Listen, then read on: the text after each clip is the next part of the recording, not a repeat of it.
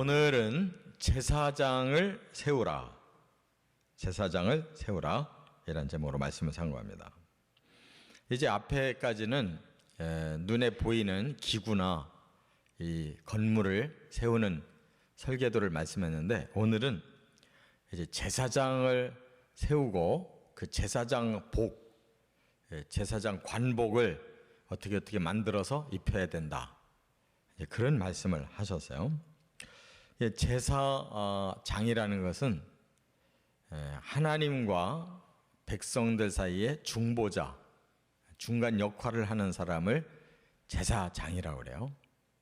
그래서 백성들의 죄를 가지고 하나님 앞에 나와서 죄 씻음을 받게 하는 그 역할이 제일 중요한데, 그게 바로 제사라는 겁니다. 그래서 그 제사를 집행하는 책임자, 그게 제사장이에요. 그래서 백성들에게는 죄를 하나님 앞에 가지고 나가 사함받게 하고, 또 하나님 앞에서는 백성들을 축복하는 그 말씀을 받아가지고 백성들에게 선포하고, 그러면 그 제사장에 선포하는 말을 하나님이 주신 말씀으로 아멘으로 받을 때 하나님은 그대로 그 축복을 집행하시는 거예요. 이게 중간 역할을 하는 거죠. 그렇기 때문에 하나님과의 관계가 잘 돼야 되고, 또 백성과의 관계가 잘 돼야 돼. 이 중간 다리가 끊어지면 이 관계가 불가능한 거예요. 그래서 이 제사장의 역할이 너무 중요한데, 이것도 임시적인 겁니다. 왜냐? 사람이기 때문에, 이 제사장들도 사람이기 때문에 일반 백성하고 다를 게 뭐 있어요? 그래서 그들에게는 구별이 필요했던 거예요. 어떻게? 옷을 지어 입혀서, 제사장이라고 하는 관복을 입혀가지고 그들을 감춰주고 사명을 감당하는 특별한 사람으로 세운 거예요. 그래서 그 역할이 구약시대에 이루어졌는데, 그것을 역부족이기 때문에 진짜 제사장을 보내셨어요. 그분이 바로 예수님이에요. 예수님은 하나님이고 사람이에요. 그래서 완전히 중보 역할을 할 수가 있는 거예요. 하나님하고도 완벽하게 하나고, 그러면서 사람이기 때문에 완벽하게 사람과 하나 될 수 있어요. 그러나 일반 사람과 뭐가 다르냐? 죄가 없는 거예요. 그래서 특별히 제사장의 관복을 따로 입고 제사할 필요가 없는 거예요. 그래서 예수님은 당신 자신을 제물로 바쳐서 제사장의 사명을 완벽하게 끝내버렸어요. 단번에. 더 이상 중보가 필요 없게. 그래서 하나님과 사람 사이에 막힌 담을 헐어버리고, 우리는 예수의 이름으로 기도하면서 죄를 고백하면 하나님이 직접 사해 주시고, 하나님은 예수의 진리와 성령으로 그대로 우리에게 축복을 주시는 거예요. 우리가 다른 역할이 필요 없어요. 예수님을 믿음으로 축복을 그대로 다 받는 거예요. 하나님의 성령을 통해, 진리를 통해. 우리는 예수의 이름으로 죄를 고백하면 다 용서받는 거예요. 할렐루야. 이 진리를 제대로 알면 성경이 완전히 우리에게 구원을 주는 거예요.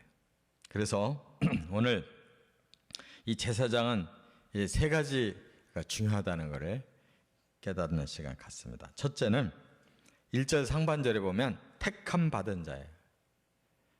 아무나 자기가 하겠다고 세상 직업 같듯이, 세상의 명예를 얻듯이 지 맘대로 한다고 하는 게 아니고, 하나님이 택해야 돼요.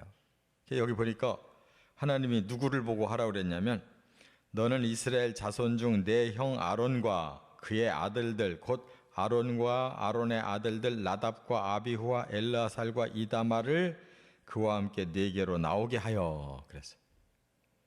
하나님은 모세의 형 아론과 그 아들 4명, 그래서 5사람을 선택했어요. 내가 그들을 제사장으로 쓰겠다. 이게 바로 하나님의 택하심이라는 거예요. 그 부름을 받아서 나온 자들을 보고 소명, 하나님 불렀다는 거예요. 그리고 마음에 일할 결단을 하고 순종하는 사람을 사명자라고 그러는 거예요. 하나님의 일은 하나님의 부르심이 먼저 있는 겁니다.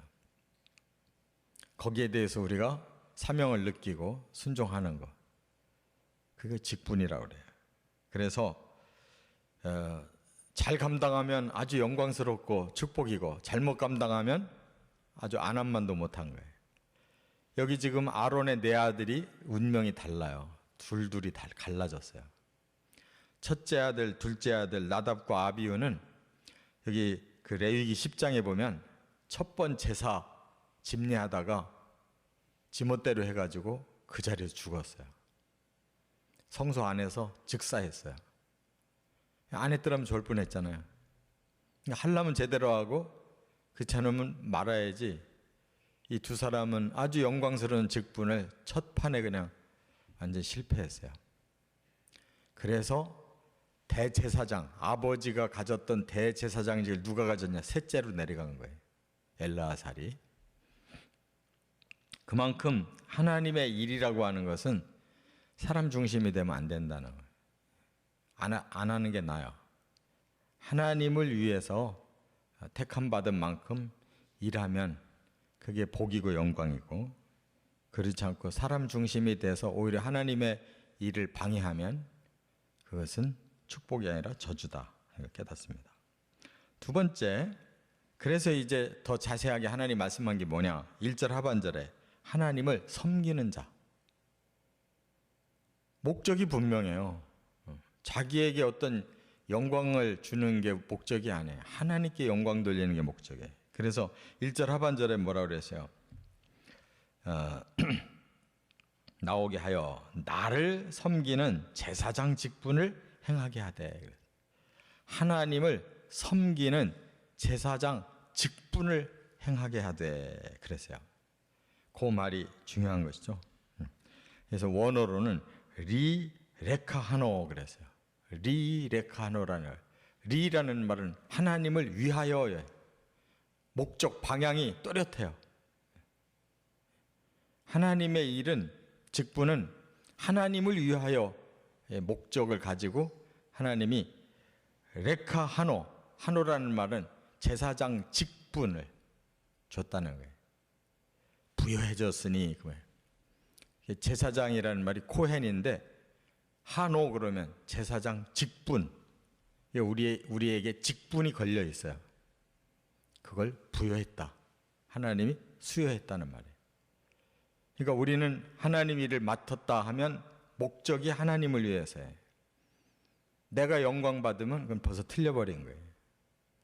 그리고 직분이라는 것은 거기에 주어진 틀이 우리에게 주어졌다는 거예요. 너는 제사장 그러면 제사장 틀이 주어지고, 목사 그러면 목사의 틀이 주어지고, 장로 그러면 장로의 틀이 주어져 있어요. 그 틀대로만 해야지 거기서 지나쳐도 안 되고 모자라도 안 되네. 하나님을 위해서 틀이 만들어져 있어요. 목사라는 틀, 장로라는 틀. 그대로 해야지 그게 하나님을 위한 것이 된다. 이게 섬김이라는 말입니다. 섬김은 내가 하고 싶을 때 하고 말고 싶을 때 말고 내 중심이 돼가지고 왔다 갔다 하는 건 섬김이 아니에요. 바로 하나님의 틀에, 원하시는 틀에 딱 맞춰서 목적을 하나님께 딱 두고 드려지는 것이 그게 섬김이라는 단어예요. 우리가 사도행전 13장에 보면 진짜 아주 놀라운 섬김의 큰 출발점이 나와요. 그게 뭐냐? 해외 선교로 바나바와 바울이 파송을 받죠. 교회에서. 거기서 그들을 세웠다. 따로 세워 안수하고 보냈다 그랬죠. 그 말이 똑같은 거예요. 그러니까 우리는 하나님을 위해서 너는 이제부터 복음을 전하는 자다, 선교사다. 방향을 어디로 이렇게 정해준 대로 그대로 그 사람들은 안수받고 그 일을 떠난 거예요. 이걸 섬김이라고 합니다.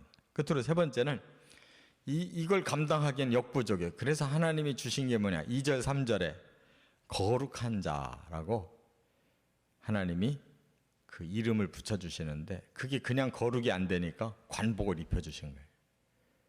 그래서 부살렐, 오홀리압 이 성소를 진 사람들 보고 옷도 만들어라. 그래서 거룩하게 하라. 그들에게 옷을 만들어 입혀서 거룩하게 하라.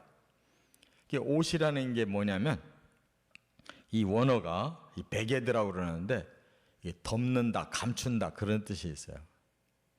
결국은 관복을 입어야 그 사람이 죄가 덮여지고 감춰져서 하나님 일 하는 거지 관복을 안 입고는 못 하는 거예요.